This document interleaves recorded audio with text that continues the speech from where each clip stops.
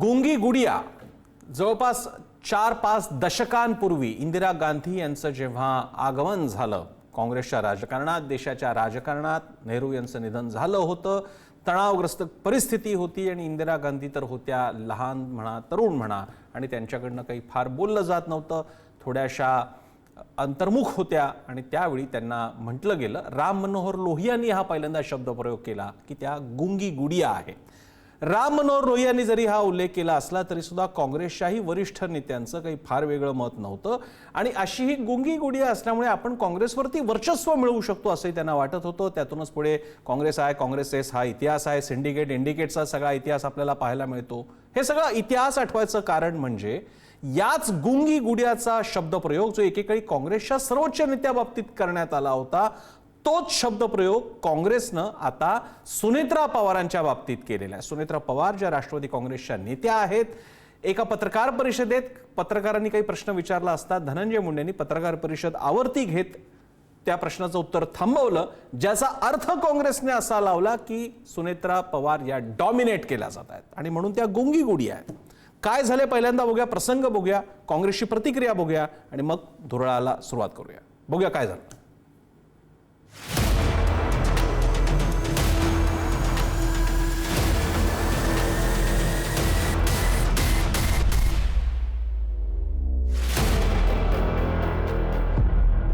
सुनेत्राताईंना टीकेच्या माध्यमातून कुठे गुंगी गुडिया म्हटलं असेल तर त्यांनी दुर्गाय साबित करावं आणि दुर्गाय साबित करण्यासाठी त्यांनी काय करावं तर दुर्गाय सिद्ध करण्याकरता ताबडतोब अर्थघात स्वतःच्या कडे घ्यावं, स्वतःच्या पक्षाकडे घ्यावं. त्यांनी ताबडतोब अपघाताचा जो शोध आहे तो लावल्याशिवाय मी स्वस्थ बसणार नाही हे त्यांनी सांगावं. त्यांनी ताबडतोब अजितदादांनी लाडक्या बहिणीचे जे 1,500चे अनुदान वाढून 2,100 ते 2,500 करणार होतं सांगितलं ते करावं. त्यांनी शेतकऱ्यांची कर्जमाफी जी आहे ती कर्जमाफीचा निर्णय हे ताबडतोबीने त्यांनी घ्यावा. त्यांनी स्मार्ट मीटर जे आहे त्या स्मार्ट मीटरचा निर्णय रद्द करावा, त्याची त्यांनी होळी करावी आणि जर त्यांनी हे केलं तर आमचे आरोप जे आहेत ते आरोप चुकीचे ठरतील आणि त्यांना दुर्गा हा महाराष्ट्र म्हटल्याशिवाय राहणार नाही. तर प्रश्न असा पडतो की एकतर मुळात एखाद्या व्यक्तीच्या काही शॉर्टकमिंग्स किंवा असे काही न्यूनत्व असेल तर त्यावरनं त्या व्यक्तीला नाव ठेवावं का? उदाहरणार्थ एकतर सुनेत्रा पवार या गप्प बसवल्या गेल्या, त्यांना उत्तर द्यायचं नव्हतं याची स्पष्टता नसताना जेव्हा तुम्ही काहीतरी थेट नाव ठेवता तर एखाद्या अपंग व्यक्तीला एखाद्या त्या अपंगत्वावरनं काहीतरी नाव ठेवणं किंवा एखाद्या माणसाला एखादा विषय समजत नसेल तर त्याला नाव ठेवणं किंवा एखाद्या माणसाच्या शारीरिक किंवा अन्य कोणत्याही व्यंगावरती बोट ठेवणं आणि त्याच्यावरती नाव ठेवणं आणि विशेषतः असं ते व्यंग नसेल, असं काही न्यूनत्व नसेल, अशी उणीव नसताना सुद्धा जर का नाव ठेवलं तर याला काय म्हणायचं आणि विशेषतः जर का समोर एक स्त्री असेल तर. आपण याबद्दल बोलणार आहोत. आपल्यासोबत आहेत उमेश पाटील, राष्ट्रवादी काँग्रेसचे वरिष्ठ प्रवक्ते आहेत, अजितदादांच्या राष्ट्रवादीचे ते प्रवक्ते नेते आहेत. हनुमंत पवार काहीच क्षणात आपल्यासोबत असतील, जे काँग्रेसचे प्रवक्ते आहेत. अजित चव्हाण भाजपचे प्रवक्ते आहेत आणि आपल्यासोबत आहेत द हिंदू माध्यम समूहाच्या महाराष्ट्र प्रदेश ब्युरो चीफ विनया देशपांडे. सगळ्यांचं स्वागत. मी पहिल्यांदा राष्ट्रवादीपासूनच सुरुवात करावी लागेल मला. उमेश पाटलांपासून मी सुरुवात करतोय. उमेशजी, विषय सगळा आपल्या समोर आहे आणि आता तर तुमची सगळी मंडळी काँग्रेसच्या कार्यालयात गेली, त्याच्यावरनं काँग्रेसने परत तुम्हाला राडेबाज ठरवलेले, धनंजय मुंडेंना राडेबाज ठरवलेले, काय म्हणताय आपण? हे पहा, काँग्रेस पक्षाच्या अधिकृत ट्विटर हँडलवरून काल सुनेत्रा वहिनी पवार यांच्या संदर्भानं गुंगी गुडिया अशा पद्धतीचा शब्दप्रयोग केला आणि त्याच्यानंतर त्याला प्रतिक्रिया देत असताना काल रात्रीच मी त्या ठिकाणी प्रतिक्रिया दिली होती आणि आजही सकाळी मी त्या ठिकाणी दिली की गुंगी गुडिया हा शब्दप्रयोग जो आहे तो इंदिरा गांधींच्या बाबतीमध्ये केला गेला होता आणि त्यावेळेला इंदिरा गांधी यांनी त्या शब्दप्रयोगाच्या संदर्भानं कुठलीही प्रतिक्रिया न देता त्यांनी स्वतःच्या कर्तृत्वातून त्यांच्यावर झालेल्या टीकेला उत्तर दिलं होतं. इंदिरा गांधी यांनी या देशासाठी किती मोठं काम उभं केलं आणि आतापर्यंतच्या सर्व देशातल्या पंतप्रधानांच्या बरोबर जर तुलना केली तर इंदिरा गांधी यांचं कार्य हे निश्चितपणे सर्वाधिक उजवं ठरावं अशा पद्धतीचं ते होतं. त्या एक महिला आहेत म्हणून कुठल्याही पुरुष पंतप्रधानाच्या तुलनेमध्ये त्यांच्या कर्तबगारीमध्ये कुठेही कमी पडल्या नाहीत. खंबीरपणे निर्णय घेण्याला इंदिरा गांधी कधीही कमी पडल्या नाहीत. आलेल्या आव्हानांना सामोरं जायला त्यांनी कधीही मागं पुढं पाहिलं नाही. त्यांच्या आयुष्यामध्ये पती निधनाचं दुःख हे त्यांच्याही आयुष्यामध्ये आलं. वडिलांच्या निधनानंतरच्या काळामध्ये त्यांना ज्या पद्धतीनं काँग्रेस अंतर्गत पक्षाचा सामना करावा लागला, हा संघर्ष त्यांनीही पाहिला. ज्या पद्धतीनं इंदिरा गांधी यांनी अगदी लहानपणापासून घरामध्ये संपूर्ण या देशाच्या स्वातंत्र्य लढ्यापासूनचं राजकारण, समाजकारण सगळं त्यावेळेला बघितलं. तशाच पद्धतीनं सुनेत्रावहिनी पवार यांना सुद्धा लहानपणीपासून पदमसिंह पाटलांच्या निमित्तानं राजकीय, सामाजिक संपूर्ण कामाच्या संदर्भातली पूर्णपणे माहिती त्यांना त्यांच्या कुटुंबापासून आहे. बरं. त्याच्यानंतरच्या काळामध्ये लग्न झाल्यानंतर या महाराष्ट्र राज्याच्या 4 वेळेला मुख्यमंत्री राहिलेल्या शरद पवार साहेबांच्या कुटुंबाच्या त्या सुनबाई म्हणून आल्या. आणि अजितदादासारखे राज्याचे 6 वेळा जे उपमुख्यमंत्री झाले त्यांच्याबरोबर 30-35 वर्ष संसार त्यांनी केला. नुसता कौटुंबिक संसार नाही केला, तर हे सगळं पवार कुटुंब महाराष्ट्राचं राजकारण बघत असताना बारामतीचं राजकारण, समाजकारण त्यांनी बघितलं. म्हणून दादाच्या अपघाती निधनानंतर झालेल्या निवडणुकीमध्ये देशाच्या इतिहासामध्ये सर्वाधिक मताधिक्यानं निवडून येण्याचं रेकॉर्ड या संपूर्ण भारत देशातल्या मागच्या 75 वर्षाच्या इतिहासातलं रेकॉर्ड त्यांनी तोडलं. हा जनतेचा विश्वास संपादन केलेल्या एका महिलेच्या संदर्भामध्ये काँग्रेस पक्ष इंदिरा गांधीचं नाव घेऊन त्या ठिकाणी त्यांचा पक्षाचं सांगितलं जातं, तो काँग्रेस पक्ष अशा पद्धतीनं त्यांना हिनवण्याच्या दृष्टीनं बोलतो. एक प्रकारे ते इंदिरा गांधींची टिंगल केल्यासारखं. ठीक आहे, मला तो विषय कळला. मला हनुमंत पवार सोबत आल्यानंतर मी त्यांना हे सगळे प्रश्न विचारणार आहेत. तोपर्यंत मी अजित चव्हाणांकडे सुद्धा जातो. अजित चव्हाणजी, आपल्या सहकारी पक्षाच्या सर्वोच्च नेत्या आहेत, त्यांच्या बाबतीत काँग्रेसचं हे विधान, अशा प्रकारे गुंगी गुडिया म्हणणं, हे केवळ एक वाक्य आहे का? याच्या मागे काही काँग्रेसचं, म्हणजे आज एक तर नक्की आहे, आज सगळ्या चर्चेचा सगळा फोकस तर काँग्रेसवर गेलाय, तर मान्य करावं लागेल. तुमचं काय मत आहे?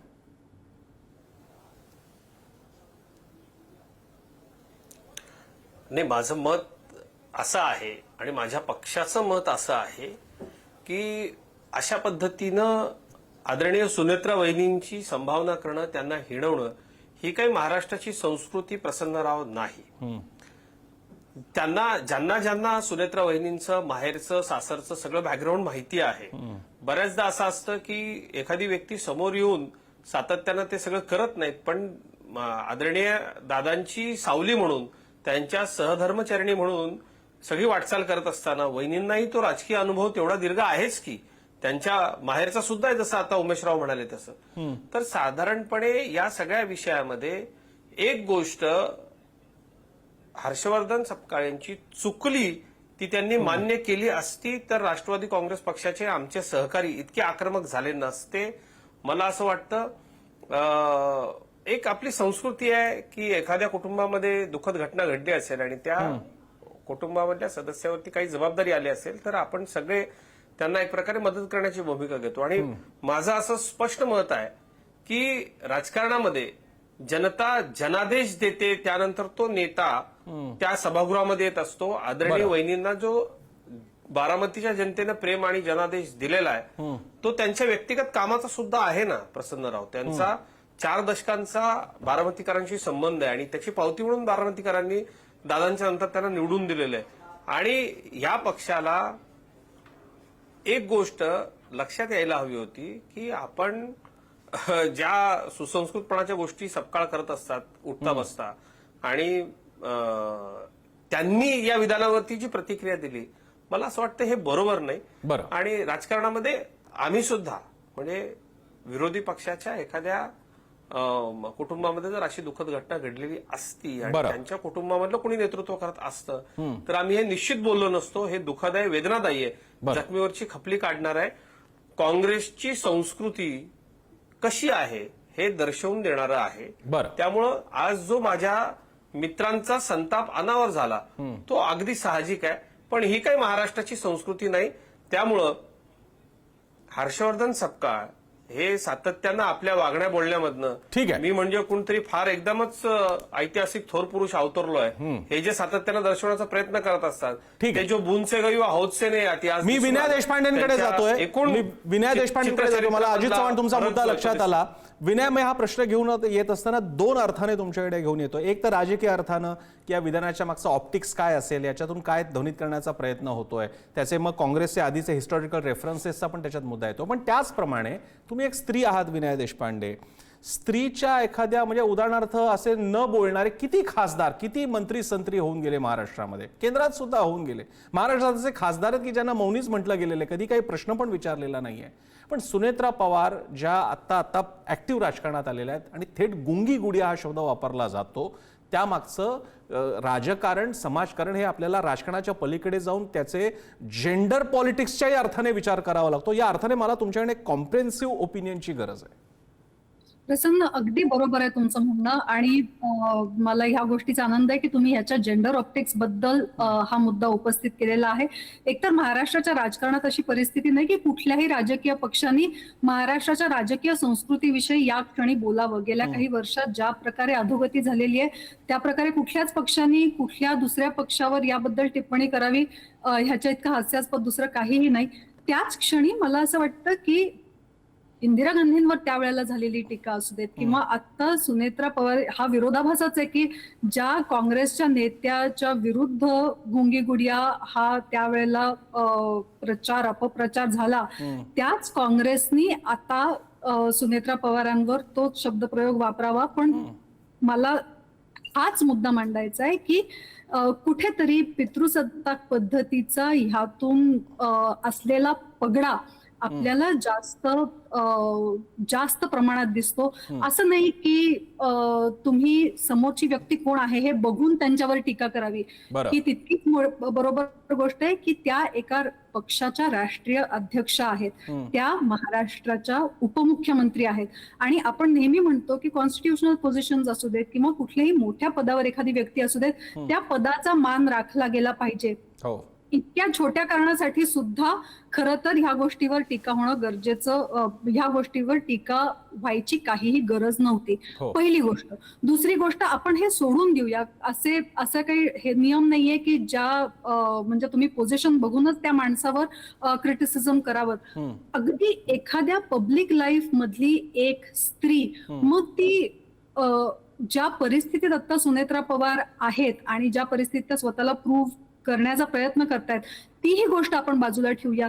ज्या प्रकारच्या अथॉरिटीनी तुम्हाला वाटतं की तुम्ही एखाद्या स्त्री राजकारण्याला या प्रकारे ब्राउबीट करू शकता, गप्प बसवू शकता आणि क्वालिटेटिव्हली तिच्याविषयी न बोलता अशा पद्धतीने हिणवू शकता, त्याबद्दल माफी न मागता उलट तुम्ही म्हणू शकता की त्यांच्याच वर जबाबदारी आहे की त्यांनी हे प्रूव्ह करावं की त्या कशा प्रकारे गुंगी गुडिया नाहीयेत. हा म्हणजे खरं तर ऱ्हासाचा फक्त प्रकार नाहीये हा. ज्या प्रकारे आपलं राजकारण बघितलं जातं, ज्या प्रकारे स्त्री राजकारणात बघितलं जातं, त्या प्रकारचा अजून एक अभिनिवेश असं आपण म्हणू शकतो. अतिशय महत्वाचे मुद्दे आलेले आहेत. मी आता हनुमंत पवारांकडे जातो, काँग्रेसचे प्रवक्ते आहेत आपल्यासोबत. हनुमंत, व्यक्तिगत टीकेचा सामना जेवढा काँग्रेसने केला असेल तेवढा अन्य कोणी केला नसेल. बिगिनिंग फ्रॉम महात्मा गांधींचं काय काय कसं चाललेलं आहे ते आपल्याला आतापर्यंत अनेकदा आपल्याला अकाउंट्स, सोशल मीडिया अकाउंट्सवरती पाहायला मिळतं. मग त्यांच्या सत्याच्या प्रयोगाची खिल्ली असेल, अहिंसेची खिल्ली असेल, त्यांच्या अनेक विचारांची खिल्ली असेल, कृतींची खिल्ली असेल. मग येतात नेहरू, मग नेहरूंची अफेअर्स आणि इथपासून सगळ्या गोष्टी नेहरूंबद्दल भरपूर बोलून होतं. मग येतात इंदिरा गांधी, मग ते येतं गुंगी गुडिया. गुंगी गुडियाच्या बाबतीत काय काय सगळं बोलण्यात आलं ते आपल्याला माहिती आहे. राम मनोहर लोहियांनी पहिल्यांदा वापरलं. काँग्रेसमध्ये पण तसा सूर होता. मग सिंडिकेटचं सगळं राजकारण आणि पुढचं सगळं राजकारण. मग येतात राजीव गांधी, त्यांच्या बाबतीत असं की यांना काय माहिती आहे, कॉम्प्युटर वगैरेची भाषा करणारा काल आलेला तरुण एव्हिएशनमध्ये होता, आता आलाय, काय जमतंय त्याला. त्यानंतर येतात सोनिया गांधींना सुद्धा अरे नवरा गेला आणि मग नंतर काय पांढऱ्या कपाळाची वगैरे भाषा महाराष्ट्रात वापरली गेलेली आहे. आज जे तुमच्या एका अर्थानं मवियाचे घटक पक्षपणे त्यांचेच सर्वोच्च नेते त्यावेळी म्हणाले होते. असं सगळं ज्या पक्षाने सहन केलेलं आहे. आणि मग येतात राहुल गांधी, ज्यांना पप्पू म्हटलं गेलेलं आहे, का तर त्यांना मुद्दे मांडता येत नाहीत. त्याच्या आधी येतात मनमोहन सिंग, ज्यांना मनमोहन सिंग म्हणण्यात आलेलं आहे, मनमोहन सिंग म्हणण्यात. माझा प्रश्न असा आहे, ज्या काँग्रेस पक्षाने व्यक्तिगत टिप्पणीचा सर्वोच्च आलेख पाहिलेला आपल्या कारकिर्दीमध्ये, तोच पक्ष एका महिलेच्या बाबतीत महाराष्ट्रामध्ये गुंगी गुडिया जो तुमच्या एकेकाळी नेत्याला वापरण्यात आलेला शब्द आहे, तो का वापरावा? प्रसन्नजी, 3 गोष्टी आहेत. त्यातली पहिली गोष्ट अशी की या राज्याच्या उपमुख्यमंत्री सुनेत्राताई पवार यांच्याबद्दलचं ते स्टेटमेंट नव्हतं. ते स्टेटमेंट बीड जिल्ह्याच्या पालकमंत्री म्हणून त्या प्रेस कॉन्फरन्स घ्यायला बसलेल्या होत्या अनेक प्रश्नांवर त्यांनी पत्रकारांसोबत संवाद साधणं अपेक्षित होतं. बीड जिल्ह्यामधला कळीचा आणि महत्वाचा प्रश्न आहे बीड जिल्ह्यातली कायदा सुव्यवस्था. ज्यावेळेस बीड जिल्ह्यामधल्या पत्रकारांनी कायदा सुव्यवस्थेबद्दल मला तुम्हाला एक प्रश्न विचारायचा आहे म्हणल्यानंतर आदरणीय सुनेत्राताई पवार यांच्या उजव्या बाजूला बसलेल्या धनंजय मुंडे नावाच्या एका पुरुषाने त्या पत्रकाराचा आवाज बंद केला आणि सुनेत्रा वहिनींना उत्तर देऊ दिलं नाही.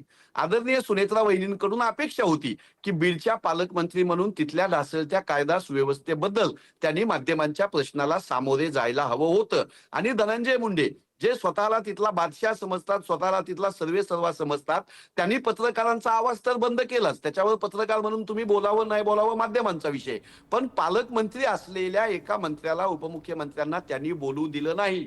याला म्हणायचं पुरुष सत्ता, याला म्हणायचं पुरुषी अहंकार. आणि पालकमंत्रीपासून आपल्या जबाबदारीबद्दल काहीही न बोलणाऱ्या सुनेत्राताई यांच्यावरची ती टीका होती. ती महिलेवरची किंवा अजितदादांच्या कुटुंबातल्या एका महिला सदस्याविषयीची ती नव्हती. बीड जिल्ह्याच्या पालकमंत्री, राज्याच्या उपमुख्यमंत्री कायदा सुव्यवस्थेच्या प्रश्नावर काहीही बोलत नाहीत म्हणून गुंगी गुडिया असा शब्द वापरला गेला. आमच्या हात जोडून विनंती आहे राष्ट्रवादी काँग्रेसला, सुनेत्राताईंना विनंती आहे की गुंगी गुडिया आम्ही म्हणालो हे त्यांनी कृतीतून मोडून काढावं, खोडून काढावं. आम्हाला संधी ही महिला आहेत आणि कायदा सुव्यवस्थेच्या प्रश्नावर त्या काही बोलत नाहीत म्हणून काँग्रेस पक्षानं विरोधी पक्ष म्हणून त्यांच्यावर टीका करायची नाही का, असाही प्रश्न या निमित्तानं उपस्थित राहतो. संतोष देशमुख हल्ल्यामधला एक हल्लेखोर खुनी हा 2 वर्ष झालं आज गृह खात्याला सापडत नाही. घुले हत्याकांडामधले आरोपी मोकाट सुटतायत आणि मराठवाड्यामध्ये सगळ्यात जास्त क्राईम रेट जर बीड जिल्ह्याचा कागदोपत्री दिसत असेल, माध्यम त्यानं ओसंडून वाहत असतील तिथल्या घटनेनं, तर त्याच्यावर पालकमंत्र्याला प्रश्न विचारायचा नाही तर कोणाला प्रश्न विचारायचा हा पहिला. उमेश पाटील हनुमंत पवारांनी स्पष्टीकरण दिलेलं आहे की हे वाक्य सुनेत्रा पवार नावाच्या एका स्त्रीला नव्हतं, ते एका पदावर बसलेल्या बीडच्या पालकमंत्री असलेल्या, उपमुख्यमंत्री असलेल्या राजकीय नेतृत्वाला होतं. प्रसन्नजी, निश्चितपणे काँग्रेस पक्ष विरोधामध्ये आहे, त्यांना सत्ताधारी पक्षातल्या नेत्याच्या संदर्भानं प्रश्न उपस्थित करण्याचा अधिकार आहे. परंतु ज्या पद्धतीचा त्यांच्या पक्षाच्या अधिकृत ट्विटर हँडलवरून गुंगी गुडिया अशा पद्धतीचा जो शब्द प्रयोग केला तो एका महिला नेतृत्वाला हिणवणारा आहे. ते जेंडर डिस्क्रिमिनेशन करणारा त्यातनं अर्थ प्रतीत होतो आणि म्हणून करतात. टीका तर अनेक जण करतात आणि टीका करण्याचं त्या ठिकाणी राजकारणामध्ये पवार कुटुंबा एवढी सवय तर कुणालाच नाहीये. आणि मागच्या अनेक दिवसापासून आमच्या पक्षाच्या बाबतीत आणि आमच्या नेतृत्वाच्या बाबतीत सगळी टीका टिप्पणी चाललेलीच आहे. आपण सगळेजण पाहतोय, ऐकतोय, बघतोय. त्याच्या बाबतीमध्ये आम्ही कधी त्या टीका करणाऱ्यांच्या बाबतीमध्ये अशा पद्धतीनं आक्रमक भूमिका नाही घेतलेली. जो शब्दप्रयोग तुम्ही केलेला आहे गुंगी गुडिया अशा नावाचा, तो त्या शब्दप्रयोग जो आहे तो या देशातल्या महिला वर्गाच्या संदर्भानं आणि राजकारणात सार्वजनिक जीवनामध्ये धाडसानं पुढे आलेल्या ज्या महिला आहेत त्यांना अवमानित करणारं ते वक्तव्य आहे.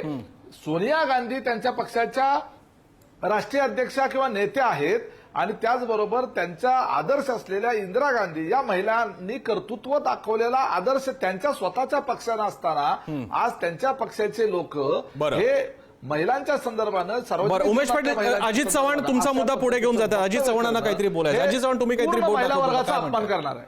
बोला अजित चव्हाण. नाही, आमचे मित्र हनुमंतराव पवार हे आमच्यावरती रोज टीका करतात, त्यांचा तो अधिकार आहे विरोधी पक्ष म्हणून. पण हनुमंतरावजी, जो बूंद से गई वो हौद से नहीं आती.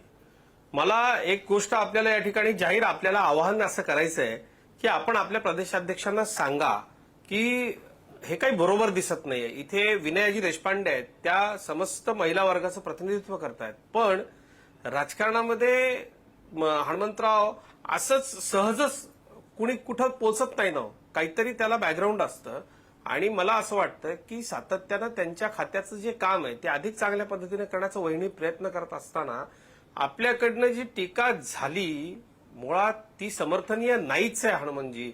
तर त्याचं समर्थन न करता एक ट्विट केलेलं आहे, त्या ट्विटचं काहीतरी आपण सांगायला पाहिजे होतं की बाबा नाही ठीक आहे आम्ही याचं समर्थन करत नाही वगैरे वगैरे.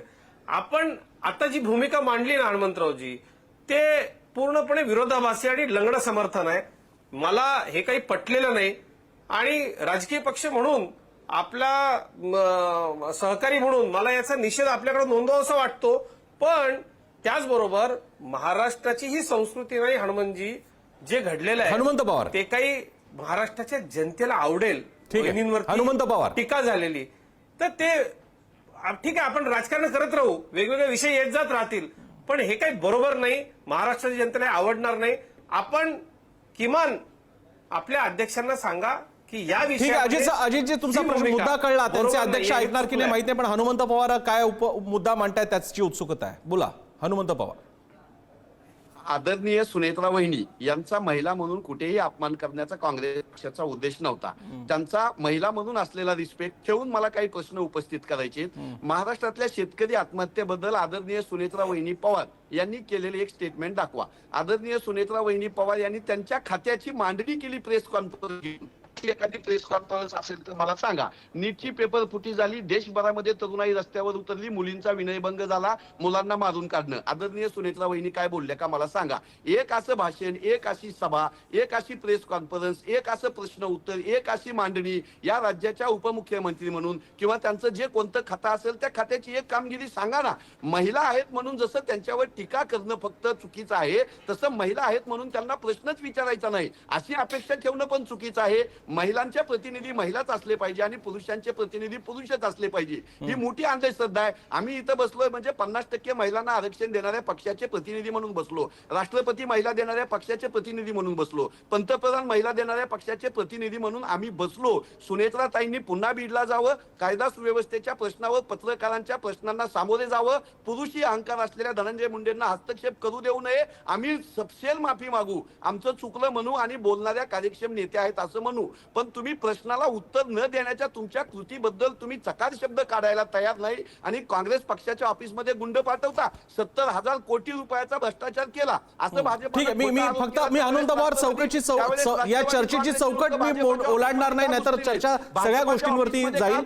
मी विनय देशपांडेंकडे जाणार होतो, त्याच्यापूर्वी तुम्ही जो मुद्दा मांडलेला आहे तो फक्त उमेश पाटलांकडे जातो आणि त्यानंतर विनय देशपांडेंकडे मी येतो. उमेश पाटीलजी, पुन्हा एकदा मला स्वतःला तो शब्दप्रयोग मान्य नाही, आम्ही कोणी माध्यम अशा शब्दप्रयोगाचं समर्थन कधीच करणार नाही. पण हनुमंत पवार जे सांगतायत की आता झाला, आता 6-7 महिने झाले, आता तुम्ही सावरलेले कामाला सुरुवात केलेली आहे, हे पाहिल्यानंतर अनेक मुद्द्यांवरती म्हणजे हनुमंत पवारांनी जो मुद्दा सांगितला त्यातला आणखी एक मुद्दा मी पण ऍड करतो, कारण मी मुळात पुण्यातून आहे.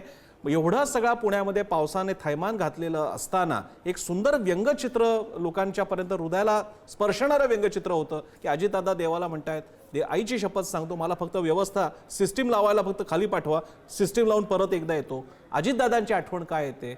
अनेकदा या बाबतीत जिकडे सुनेत्रा पवारांनी प्रत्यक्ष फील्डवरती असायला हवं होतं, अनेक मुद्द्यांवरती जिथे जाहीर बोलायला हवं होतं, प्रेस कॉन्फरन्स संवाद साधायला हवा होता, तो दिसला नाही. शब्दप्रयोगाला पूर्ण मनाई आणि निषेध आहे, पण या प्रश्नांचं काय करायचं. उमेश पाटील, आपण जे काही प्रश्न उपस्थित केले किंवा हनुमंत पवार यांनी जे प्रश्न उपस्थित केले, एक लक्षात घेतलं पाहिजे प्रसन्नजी की प्रत्येक व्यक्तिमत्वाची स्वतःची एक कार्यशैली असते आणि कार्यसंस्कृती असते आणि कार्यपद्धती असते. सुनेत्रावहिनी पवार यांनी त्यांच्या राजकीय सार्वजनिक जीवनाची सुरुवात केली तेव्हा काटेवाडी या गावाला देशात सर्वप्रथम त्या ठिकाणी त्यावेळेला त्यांनी. उमेशजी प्लीज, उमेशजी आता आपण उपमुख्यमंत्री सुनेत्रा पवारांबद्दल बोलूया. अजितदादांच्या ह्याच्यातून दिसतंय. एक मिनिट, हो ना, मी तेच सांगतोय, त्या तिथपर्यंतच येतो की त्यांना आता त्या ठिकाणी प्रेस कॉन्फरन्समध्ये बोलणं असेल किंवा भाषण असेल याच्या संदर्भानं त्यांचं मूल्यमापन न करता त्यांच्याकडं असलेल्या वेगवेगळ्या विभागाच्या माध्यमातून आणि 2 जिल्ह्याच्या असलेल्या पालकमंत्रीच्या पदाच्या माध्यमातून जे काही त्या निर्णय घेतील किंवा ज्या पद्धतीचं काम करतील त्याच्यावर आपण जर बारकाईने लक्ष दिलं, आज एवढी मोठी जी वारी झाली त्या वारीच्या संदर्भानं सगळा आढावा जो आहे त्याचं सगळं नियोजन आहे ते विभागीय आयुक्त कार्यालयाच्या त्या संदर्भातल्या वेगवेगळ्या आढावा बैठका घेऊन त्यांनी केलेला आहे. त्यांच्या स्वतःच्या डिपार्टमेंटच्या वेगवेगळ्या बैठका ज्या आहेत ते मंत्रालयामध्ये अधिकारी स्तरावर जे आहेत त्या चाललेल्या असतात. अजितदादा व्हायला आणि दादांचं व्यक्तिमत्व महाराष्ट्राला समजायला 35 वर्षाचा कालखंड त्या ठिकाणी जावा लागला आणि तो अनुभव त्या ठिकाणी दादांना घेता आला आणि त्याच्यानंतर मागच्या 5-10 वर्षामध्ये दादांचं व्यक्तिमत्व हे ठासून महाराष्ट्राच्या समोर आलं. आज सुनेत्रा वहिनींच्या संदर्भामध्ये अजितदादांच्या तुलनेमध्ये लगेचच त्या पद्धतीच्या अपेक्षा करणं हे जरा त्यांच्यावर ठीक आहे, अन्याय केल्यासारखं हा होईल. Fair enough. मी राजीव मी गांधींच्या विनय बाबतीतही देशपांडेंकडे आपण अशा जातो. पद्धतीने सुरुवातीला विनय, बघितलं होतं. एकीकडे हनुमंत पवारांचे काही आक्षेप आहेत, पण तिकडे उमेश पाटलांचं याबद्दलचं एक स्पष्टीकरण आहे की एक नेत्याचं नेतृत्व पूर्ण सगळ्यांना समजायला आणि तो लोकनेता व्हायला एक काळ जावा लागतो. अजून एवढा काळ मिळालेला नाहीये. काय करावं? शब्दप्रयोगाचं तर कोणीच समर्थन करणार नाही, पण वेळ द्यायला हवा आहे का? आणि त्याच वेळी मला इथे एक हर्षवर्धन सपकाळांबद्दल एक कमेंट मला अपेक्षित आहेत की अशा प्रकारे हर्षवर्धन सपकाळांचं हे अग्रेशन जे आतापर्यंत काँग्रेसमध्ये बघायला मिळत नव्हतं, हे काम करतंय? Is it delivery? नाही प्रसन्न, मला एक गोष्ट ह्या निमित्ताने नक्कीच मांडायची आहे. एक तर लोकशाहीत जेव्हा तुम्ही सार्वजनिक आयुष्यात असता तेव्हा तुमच्यावर टीका होतेच, आणि जी व्यक्ती सार्वजनिक आयुष्यात येते तिने त्या टीकेला तोंड द्यायचं असतं, हा नियम आहे. आणि तो अत्यंत म्हणजे सगळ्यांना लागू होणारा नियम आहे. त्या नियमातून सुनेत्रा पवारांना सूट मिळावी कारण त्या महिला आहेत असं कुणीही म्हणत नाही. त्यामुळे काँग्रेसचं हे म्हणणं की त्यांच्यावर टीकाच करायची नाही का, अत्यंत चुकीचं आहे. पण त्याच वेळेला तुम्ही फक्त एकाच पद्धतीने हे दाखवू शकता की तुम्ही सक्षम नेत्या आहात, आणि ते म्हणजे तुम्ही दुर्गा बनवून दाखवा. हे परत एक अत्यंत पेट्रनायझिंग, अत्यंत चौकटबद्ध, पितृसत्ताक पद्धतीला शोभणारं असं परत एक जे डिबेट इथे केलं जात आहे त्याबद्दल माझा नक्कीच आक्षेप आहे. तुम्ही राष्ट्रवादीतही बघा आणि काँग्रेसमध्येही बघा, ज्या पद्धतीने, ज्या पुरुषी अहंकाराने एकीकडे आपण बघतो की धनंजय मुंडे शांत बसवू शकतात सुनेत्रा पवारांना, त्याच पुरुषी अहंकाराने हर्षवर्धन सपकाळ पण त्यांच्या विरुद्ध बोलू शकतात. प्रश्न हा आहे की राजकारण्यांना तरी आपल्याकडे नक्की जेंडर इश्यू म्हणजे काय, जेंडर सेन्सिटिव्हिटी म्हणजे काय, ह्याबद्दल खरंच जाणीव आहे का? पेट्रनायझिंग बिहेवियर हे एकीकडे ठीक समजलं जातं आणि दुसरीकडे टीका ठीक समजली जात नाही. तर कुठेतरी राजकारण्यांच्याच मनात ह्याबद्दल गल्लत आहे पक्षाच्या बाहेर, आणि त्याबद्दल एखाद वेळेला सांगोपांग चर्चा व्हायला हवी. तो हा प्लॅटफॉर्म नाही याची मला जाणीव असताना मी हे म्हणतेय की एकंदरीत राजकारण्यांमध्ये, कारण की आपलं राजकारण अजूनही खूप मेल डॉमिनेटेड आहे, खूप तशा बऱ्यापैकी बॅकवर्ड प्रवृत्ती अजूनही आपल्याला वेगवेगळ्या विधानांमधून बघायला मिळतात, आणि त्यामुळे याबद्दल चर्चा व्हायला पाहिजे. त्यामुळे दोन्ही बाजूंनी ज्या प्रकारचे आर्ग्युमेंट्स येतात, मला वाटतं दोन्ही बाजूंनी तितक्याच पेट्रनायझिंग आणि तितक्याच पितृसत्ताक पद्धतीच्या आर्ग्युमेंट्स येत आहेत ज्या अजिबात बरोबर नाही आहेत. हर्षवर्धन सपकाळांना जर का त्यांचं अग्रेशन दाखवायचं असेल तर ते एखाद्या महिला ऑफिस बेअरर किंवा एखाद्या महिला उपमुख्यमंत्र्याविरोधात त्यांना सहजासहजी टार्गेट करता येईल अशा प्रकारचं वक्तव्य न करता खरोखर महत्वाचे मुद्दे मांडावेत. ज्या प्रकारचे मुद्दे त्यांनी सुनेत्रा पवारांविषयी मांडलेत हे सांगायला की त्या गुंगेगुड्या आहेत, त्या प्रकारचा आक्षेप फक्त सुनेत्रा पवारांविषयी घेण्याचं काही कारण नाही. तसा आक्षेप बऱ्याच राजकारण्यांबद्दल घेतला जाऊ शकतो, आणि तरी हे विशेष अग्रेशन फक्त सुनेत्रा पवारांबद्दलच का, गुंगेगुड्या असा शब्दप्रयोग सुनेत्रा पवारांबद्दलच का? तर एकंदरीत ह्याबद्दल ज्या प्रकारची भूमिका घेतली जाते, सुनेत्रा पवारांचा अपमान म्हणजे अख्ख्या पवार घराण्याचा अपमान, दोन्ही बाजूंनी मला असं वाटतं की ते पुन्हा पुन्हा त्याच पितृसत्ताक पद्धतीच्या फ्रेमवर्क मध्ये जात आहे, आणि प्रॉब्लेम तो आहे. एक्झॅक्टली विनय, यासाठी सगळ्यांना काम करावं लागेल, कारण तुमचा हा मुद्दा खरंच पटण्यासारखा आहे की एखाद्या पुरुषाला असं विधान कधी गेल्या काही काळात महाराष्ट्रात पाहायला, वाचायला, ऐकायला मिळालं नव्हतं, पण स्त्रीच्या बाबतीत लगेच वापरलं गेलंय. मी शेवटचा फक्त हनुमंत पवारांकडे जातोय. हनुमंत पवारजी, की लक्ष तर वेधून घेतलं, मात्र जे भाषेच्या बाबतीत अशा एक एक पावलं आपण जी पुढे जाण्याचा प्रयत्न करताना थोडं मागे आपण आलेलो आहोत, या बाबतीत किमान आपण दिलगिरी तरी व्यक्त कराल की नाही आपला पक्ष? आदरणीय सुनेत्राताई पवार यांना हर्षवर्धन सपकाळ साहेबांनी काय म्हणलं म्हणून जर भाजपाच्या भावना दुखावल्या असतील तर भारतीय जनता पक्षानं अगोदर सुनेत्राताईंना अजितदादांचं जे अर्थ खातं होतं ते सांभाळायची समर्थपणे जबाबदारी द्यावी. सुनेत्राताई त्या समर्थपणे सांभाळतील आम्हाला असं 100% वाटतं. सुनेत्राताईंना अर्थ खातं द्या. दुसरं, राष्ट्रीयवादी काँग्रेस पक्षाच्या त्या अध्यक्षा आहेत, त्यांच्याकडे अल्पसंख्याक विभाग आहे, त्याच्या मंत्री आहेत, त्यांच्या पक्षाचे आमदार अल्पसंख्याक समाजातल्या स्त्रियांबद्दल, अल्पसंख्याक समाजातल्या पुरुषांबद्दल रोज गदर ओकतात. सुनेत्राताई त्यांच्या घरी जाऊन पाहुणचार घेत आहेत, त्यांच्या घरी जाऊन त्यांचा सगळा पाहुणचार घेत आहेत, पण त्या त्यांच्या आमदाराला रोखू शकत नाहीत. महिला नेतृत्व म्हणून सुनेत्राताईला अर्थ खातं द्यावं. महिला नेतृत्व असलेल्या सुनेत्राताईंनी अल्पसंख्याक समुदायाबद्दल सुहृदयतेनं वागायची सूचना आपल्या आमदाराला पक्षाला करावी आणि धनंजय मुंडेंसारख्या पुरुषांनी गप्प बसवलं म्हणून त्यांनी गप्प बसू नये अशी आम्ही विनंती करतो. सुनेत्राताईंना शुभेच्छा आहेत. सुनेत्राताईंनी बोलावं की न बोलावं त्यांना आम्ही हनुमंत हे सगळे तुमचे मुद्दे असले तरी सुद्धा या बाबतीत इतर हे मुद्दे महत्वाचे आहेत, पण या बाबतीत ती व्हॉट अबाउटरी म्हणजे तेव्हा असं झालं असतं तर, असं का नाही केलं तर, प्रश्न असा आहे, पॉइंट प्रश्न आहे. सिंपल सभ्यता पाळली जाते किमान महाराष्ट्रामध्ये, त्याच्यामध्ये एका वरिष्ठ पदावरच्या व्यक्तीला, विशेषतः स्त्रीला, कारण त्याच्यामागचा सामाजिक इतिहास महत्वाचा आहे, गुंगी गुडिया म्हणणं कोणत्या प्रकारे समर्थनीय नाही. अर्थात बाकीचं राजकारण होत राहील, पण अशा मुद्द्याच्या बाबतीत महाराष्ट्रात आवाज उठवला गेला नाही, चर्चा झाली नाही, असं होऊ नये यासाठी झुरळाची ही चर्चा. सगळ्या मान्यवरांचे आभार आपण वेळ दिल्यासाठी. इथेच थांबूया. पाहत राहा पुढारी न्यूज.